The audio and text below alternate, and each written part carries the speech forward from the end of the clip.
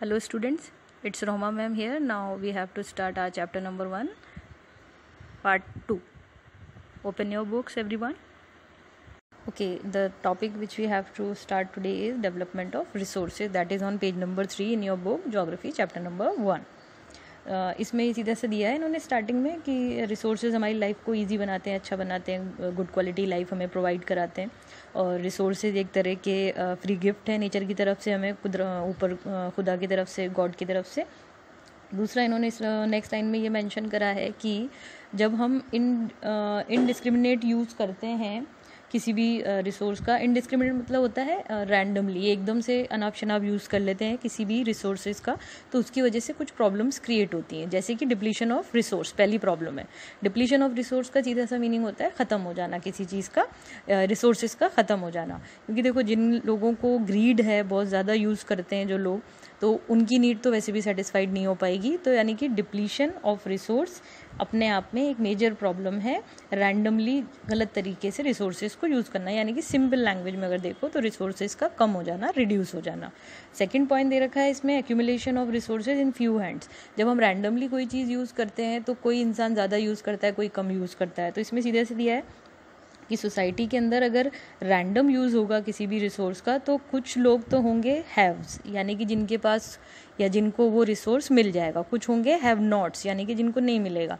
तो सीधी सी बात है, जो अमीर होंगे, रिच होंगे, उन्हें मिल जाएगा, जो गरीब होंगे उन्हें नहीं मिलेगा। ये दूसरी प्रॉब्लम है कि accumulation of resources in few hands which in turn divided the society into two segments, haves and have nots. ये भी अपने आप में एक प्रॉब्लम है रैंडम यूज़ करने का रिसोर्सेज को, या हम कह सकते हैं अनप्लैन्ड यूज़ का। नेक्स्ट जो इसका इफेक्ट आ रहा है या जो मेजर प्रॉब्लम आ रही है वो है indiscriminate exploitation of resources had led to global ecological crisis such as global warming, ozone layer depletion. ये आप लोग पढ़ते आए हैं बहुत टाइम से। जब हम किसी भी रिसोर्स को या सारे रिसोर्सेज को हम लोग बहुत गलत तरीके से जब यूज़ करते हैं तो उसका ग्लोबली और इकोलॉजिकली बहुत मतलब ग्लोबली इकोलॉजिकल असर बहुत ज़्यादा होता है, क्राइसिस हो जाता है। इन चीज़ों की कमी आगे फ्यूचर में नेक्स्ट जनरेशन को भी भुगतनी पड़ेगी, एज वेल एज अभी जो जनरेशन है वो एनवायरमेंटल पोल्यूशन, इन रिसोर्सेज की कमी की वजह से जो प्रॉब्लम्स क्रिएट होंगी, वो सारी की सारी प्रॉब्लम्स इस पॉइंट में आपके आती है। और turn your pages to page number 4। Next topic is resource planning. देखो, प्लानिंग हम लोग शुरू से पढ़ते आए हैं कि किसी भी चीज़ की प्लानिंग अगर हम करते हैं तो प्लानिंग एक वो स्ट्रेटजी है और एक जुडिशियस वे है या एक सही तरीका है किसी भी चीज़ को यूटिलाइज़ करने का, यूज़ करने का। अनप्लैंड यूज़ किसी भी चीज़ का ख़राब होता है। आप चाहे अपने घर के एग्जाम्पल देख लो, अगर आप अनप्लैंड वे में घर का सामान मंगाओगे, उल्टा सीधा मंगा लिया, आपकी मम्मी ने ज़्यादा मंगा लिया या कम उसको ले लिया, तो वो क्या है, वो सब चीज़ों का आप जो यूटिलाइजेशन करना चाहते हो वो उतना नहीं हो पाएगा, जुडिशियस वे में नहीं हो पाएगा, वो उल्टा सीधा होगा, बैलेंस्ड यूज़ नहीं होगा उसका। फिर वो इस तरह से आपका घर का बजट भी बिगड़ जाएगा, बहुत सारी चीज़ों का नुकसान होगा। सेम चीज़ अप्लाई होती है हमारे यहाँ रिसोर्सेज पे भी। प्लानिंग होती है वो एक बहुत सही तरीका होता है किसी भी चीज़ के बारे में, किसी भी चीज़ को आगे बढ़ाने का। इसमें दिया हुआ है कि it has importance in country like India which has enormous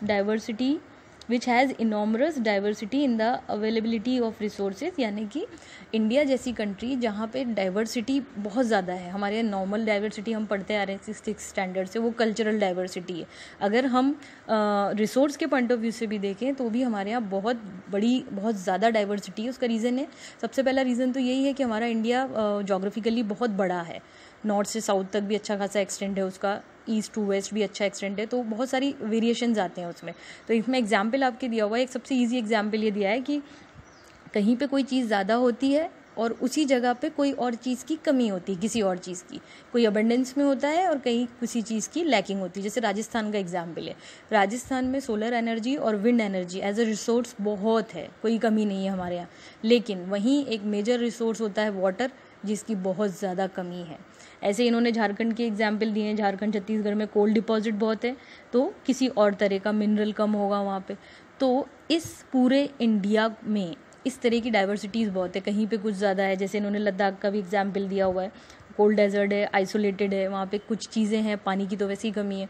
तो जब कहीं कुछ ज़्यादा है, कहीं कुछ कम है, इम्बैलेंस है, तो इन सब चीज़ों को प्रॉपर वे में यूज़ करना कि जहाँ पे जो कमी है उसे पूरा किया जाए, जो अबेंडेंस में है उसे दूसरी जगह पे यूटिलाइज़ किया जाए या दूसरी जगह पे उसको फ़ायदा दिया जाए।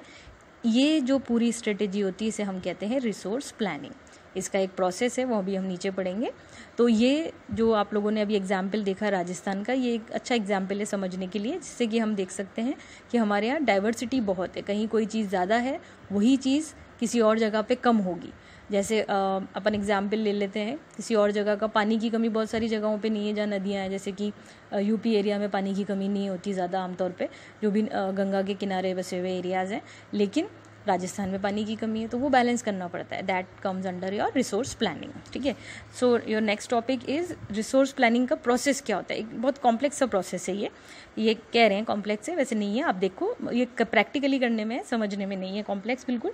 ये 3 स्टेप्स में होती है प्लानिंग। पहले स्टेप में क्या होता है, हमें आइडेंटिफाई करना होता है कि कहाँ पे क्या रिसोर्स है। ठीक है, फिर उसकी पूरी इन्वेंट्री बनानी होती है। इन्वेंट्री मतलब होता है लिस्ट। पहले तो इंडिया भर के रिसोर्सेज देखो, कितने रिसोर्सेज है इंडिया के अंदर। ठीक है, और इसके बाद में दे रखा है, फिर उनकी सर्वे होता है, कहाँ पे किस क्वालिटी का कितनी क्वांटिटी में है। फिर मैपिंग होती है, यानी कि मैप के हिसाब से भी देखते हैं वो, और आइडिया लगाते हैं कितने दूर तक ये होगा, क्या होगा। कुल मिला के उसका पूरा, उसकी ज्योग्राफी से लेके उसकी केमिस्ट्री तक पता लगा लेते हैं वो, और एक लिस्टिंग करी जाती है पूरे इंडिया भर की, कहाँ पे कितना कितना रिसोर्स कहाँ कितना मौजूद है। ये पहला स्टेप होता है। ठीक है, इसमें सिर्फ पता लगाना होता है।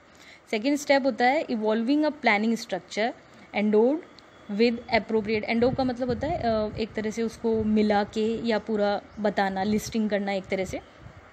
Evolving a planning structure endowed with appropriate technology, skill and institutional setup for the implementation of resource development plan। देखो, इसके बाद में जब पता लग गया कि भाई यहाँ पे ये रिसोर्सेज हैं, इतनी अमाउंट में हैं, इस क्वालिटी के हैं, और ये सारी चीज़ पता होगी, उसके बाद में फिर हम उसके बारे में प्लानिंग करते हैं कि अब इस रिसोर्स को निकालने का, इसे प्रॉपर वे में करने का। जैसे भाई आयन ओर में निकलता है, तो उसको आयन बनाना, उसके लिए पूरा वो फर्नेस वगैरह और वो पूरा स्ट्रक्चर रेडी करते हैं। स्ट्रक्चर मतलब सिर्फ वही स्ट्रक्चर नहीं, उसका पूरा का पूरा प्लांट लगता है। वो जो प्लांट लगता है वो आता है आपके इंस्टीट्यूशनल सेटअप में। ठीक है, उसमें कौन सी टेक्नोलॉजी यूज़ होगी, क्या स्किल्स लगेंगे, कितने स्किल्ड लेबर चाहिए, कितने मैनेजरियल लेवल पे चाहिए, वो पूरा का पूरा इंस्टीट्यूशन का। ये सिर्फ एक जगह का नहीं होता, ये पूरे इंडिया भर का होता है। सिर्फ ऐसा नहीं है कि एक जगह का ही कर लिया आपने, ये इंस्टीट्यूशनल सेटअप से मतलब सब जगह के लिए कॉमनली।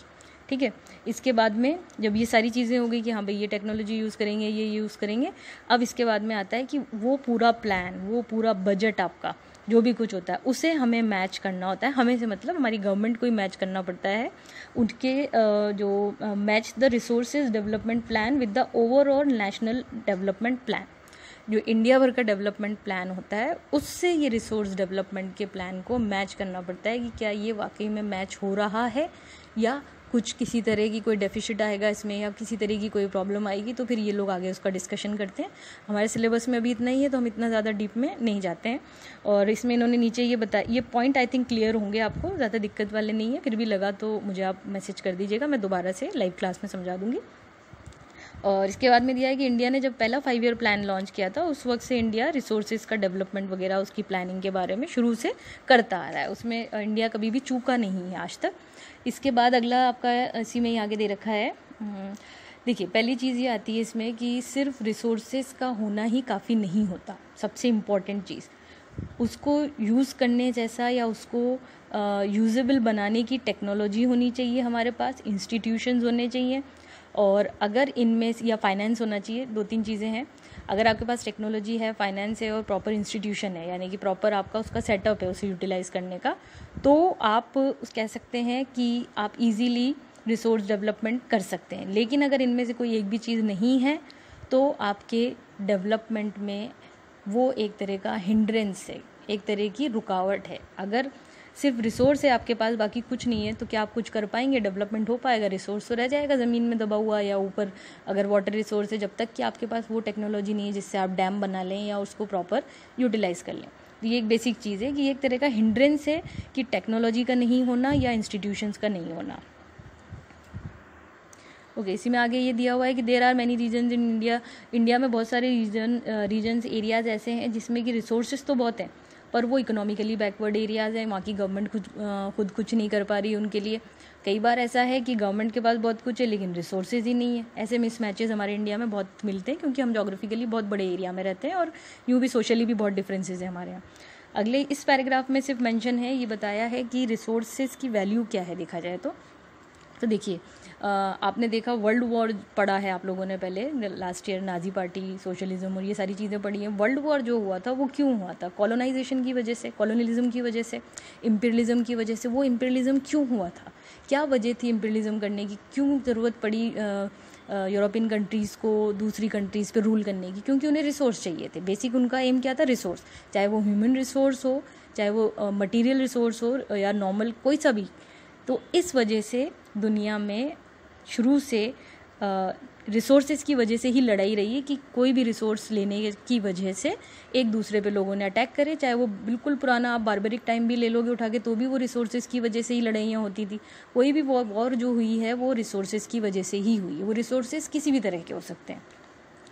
इसके बाद इन्होंने दिया है कि Therefore, resources can contribute to development only when they are accompanied by appropriate technological development and institutional changes. ये अभी मैंने ऊपर बताया था वही चीज़ है यहाँ पे। Therefore, in India, development in general, the resource development in particular does not only involve the availability of resource but also technology and quality of human resource। जो मैंने आपको पूरी बातें बताई वही सारी चीज़ को यहाँ पे भी इन्होंने लेके दिया है। Next topic is your conservation of resource. ये आप बचपन से पढ़ते आ रहे हो, ठीक है। इसमें कुछ चीज़ें ऐड हुई हैं थोड़ी सी, वो आप देख लेना। देखो, resources are vital for any development, ये हम पढ़ते आ रहे हैं। सोशो इकोनॉमिक और एनवायरमेंटल जो प्रॉब्लम्स होती हैं वो क्रिएट होती हैं जब हम इरेशनल कंजम्पशन या ओवर यूटिलाइजेशन ऑफ रिसोर्सेज करते हैं। जब रिसोर्सेज को ज़्यादा यूज़ करते हैं या उल्टा सीधा रैंडमली यूज़ करते हैं तो सोशो इकोनॉमिक प्रॉब्लम भी आती है और एनवायरमेंटल प्रॉब्लम तो आप समझते हैं आती ही आती है। इसके बाद दिया है कि इन सब चीज़ों को ओवरकम करने के लिए हमें to overcome these problem resources conservation हमको करना चाहिए, ठीक है। गांधी जी का एग्जाम्पल इंपॉर्टेंट है, क्वेश्चन इसमें से फ्रेम होता है। गांधी जी वॉज वंस, मतलब एक सेंटेंस है, वो सेंटेंस सुन लो आप तो पहले।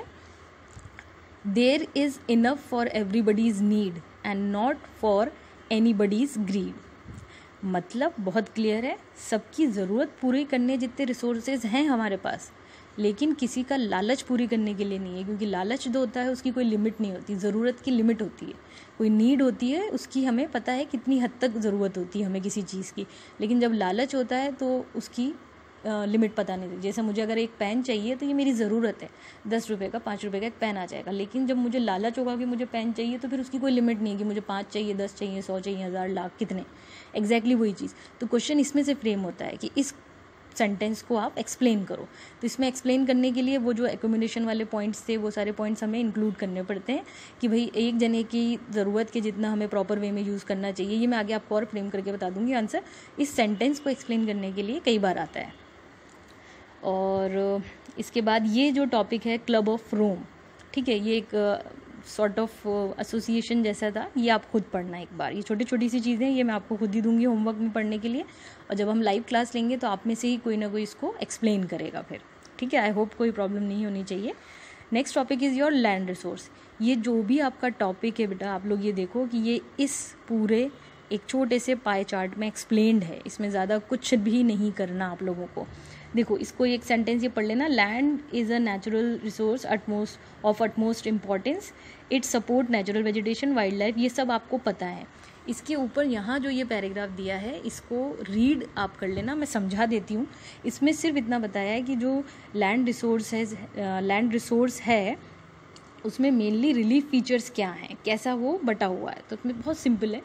सबसे पहले देखिए आप, अगर ये हम माने कि ये पूरा हमारा लैंड रिसोर्सेज है, पूरी ज़मीन ये है, उसमें से 43% आपके प्लेन्स हैं, ठीक है। प्लेन्स, गंगा प्लेन्स, ऐसे वाले जो प्लेन्स एरियाज़ होते हैं ना, ये वो हैं ये, हाँ ठीक है। इसके बाद नेक्स्ट है आपका 30% आपके माउंटेनियस एरियाज़ है, माउंटेन एरियाज़, और 27% आपका आता है प्लेट्यूज। आई थिंक क्लियर होना चाहिए आप लोगों को। ये कुछ ज़्यादा खास बिल्कुल भी नहीं है इसमें, सिर्फ ये 3 चीज़ अगर आप ये पाई चार्ट याद रख लेते हो और आपको इंग्लिश लैंग्वेज में लैंग्वेज फ्रेम करनी आती है, आप पॉइंट्स फ्रेम करने आते हैं तो बहुत आसानी से पढ़ सकते हैं। वरना ये पॉइंट्स ये सारे यहाँ पे दिए हुए हैं। देखो आप, about 43% of the land area is plain which provide facilities for agriculture and industry. देखो ये आप 6th स्टैंडर्ड से पढ़ते आ रहे हैं हम कि प्लेन एरियाज़ क्यों ज़्यादा ओवर पॉपुलेटेड होते हैं, क्योंकि वहाँ एग्रीकल्चर भी अच्छा होता है और इंडस्ट्रीज़ भी अच्छे से सेटल हो जाती हैं। Mountains account for 30% of the total surface area of the country. ये अभी हम सिर्फ इंडिया के पॉइंट ऑफ व्यू से पढ़ रहे हैं, ठीक है, क्योंकि आपकी बुक भी इंडिया कंटेम्प्रेरी नाम से ही है। Mountains account for 30% and ensure perennial flow of some of the rivers. Mountain areas से पेरिनियल रिवर्स, पेरिनियल का मतलब होता है जो सीजनल नहीं होती हैं, जो पूरे साल बहती हैं, वो नदियाँ माउंटेन से ही निकलती हैं। And provide facilities for tourism and ecological aspects, ठीक है, टूरिज्म और उसके लिए अच्छे होते हैं, ये पैसा कमाने के हिसाब से भी माउंटेन एरियाज बहुत अच्छे माने जाते हैं। About 20% of the area of country is plateau region, ठीक है। प्लेट्यूज की खास बात ये होती है, जितना भी प्लेट्यूज है इंडिया में अपने, central plateau, Deccan plateau, central plateau को भी मालवा प्लेट्यू अलग है, छोटा नागपुर प्लेट्यू अलग है। इन सब की खास बात है कि यहाँ मिनरल्स, फॉसिल फ्यूल और फॉरेस्ट बहुत होते हैं। बिहार वाला एरिया जहाँ पे टाटा का स्टील प्लांट भी है, और जितनी भी आयन निकालने वाली चीज़ें होती हैं, एल्यूमिनियम का एक्सट्रैक्शन होता है, ये जो एक्सट्रैक्शन पॉइंट्स होते हैं वो सब यहीं होते हैं ज़्यादातर प्लेट्यूज़ एरिया में, क्योंकि प्लेट्यूज़ में मिनरल्स और फॉसिल फ्यूल्स वगैरह और फॉरेस्ट बहुत होते हैं। तो ये इन्होंने एक्चुअली इनका यूज़ भी दिया है साथ में। तो ये 3 पॉइंट में आप आंसर को फ्रेम कर सकते हैं। Now your next topic is land utilisation. This we will do in our next video और hopefully in the next class, whatever. And just go through the chapter once again, read it by yourself. If you have any problem, just message में एक बार message डाल देना, drop कर देना, कुछ problem होती है नहीं तो हम लाइव क्लास में सॉल्व करेंगे। इसको पढ़ना ज़रूर है। नेक्स्ट लाइव क्लास में मैं इसके बारे में आप लोगों से क्वेश्चंस करूँगी and you have to answer in front of your parents also. Okay, thank you.